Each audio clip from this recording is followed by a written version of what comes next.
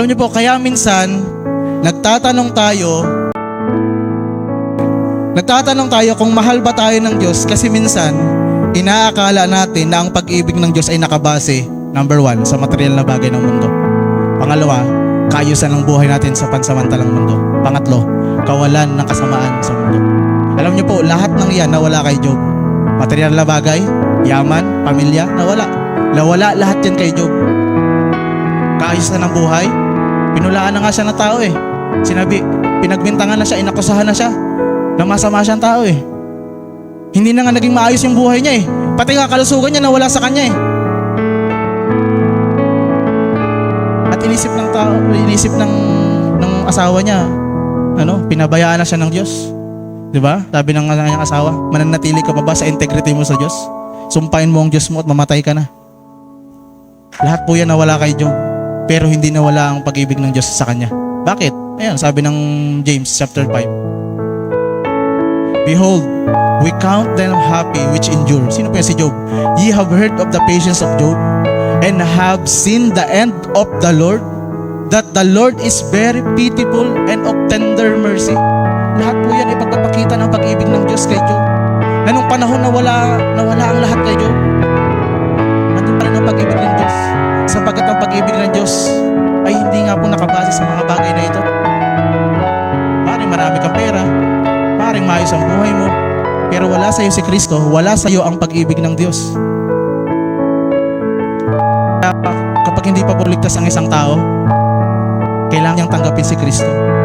Kailangan niyang malaman na ang Diyos ay nagsakripisyo para sa kanya, para yung pag-ibig ng Diyos ay mapasa kanya. Sapagkat ang pag-ibig ng Diyos ay nasa atin nung tinanggap natin ang Panginoong Hesus sa buhay natin.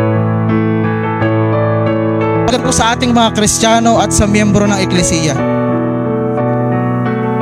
kung meron po sa ating may sakit, mahal ka pa rin po ng Diyos.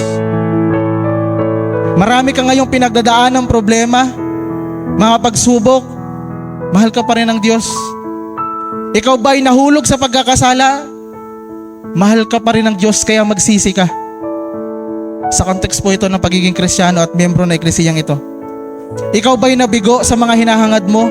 Maaring sa paaralan, maaring sa thesis, maaring sa projects, maaring sa mga grade, na maaring nag-fail ka, na maaring o baka hindi ka nakapagtapos ng pag-aaral. Hindi po ibig sabihin hindi ka mahal ng Diyos. Mahal po tayo ng Panginoon kasi ang pag-ibig niya hindi po nakabase sa material na bagay o sa mga tagumpay na tinanggap natin. Ikaw ba'y pamilyadong tao? Meron ka mga problema sa pamilya. May sakit ang nanay at tatay mo. May sakit ang mga anak mo. Or merong may cancer sa atin. O nakakaranas kayo ng mga bagay, pangkalusugan na mahirap tanggapin sa ating buhay na pwede nating isipin, parang napabayaan ako ng Diyos.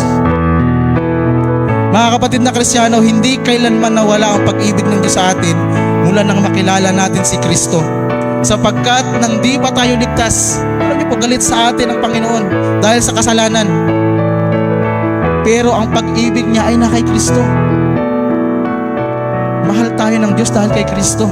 Kung wala ang Panginoon, kagaya nga ng sinabi ni Preacher Kiko kanina, kung yung presensya ng Diyos ang pumunta dito, patay tayong lahat. Pero salamat, nagkatawang-tawa ang Panginoon, nagpakababa siya. Galit ang Diyos sa atin dahil sa kasalanan. Pero nung maligtas tayo, nasa atin si Kristo, kung saan sa Kanya nakabase ang pag-ibig ng Diyos.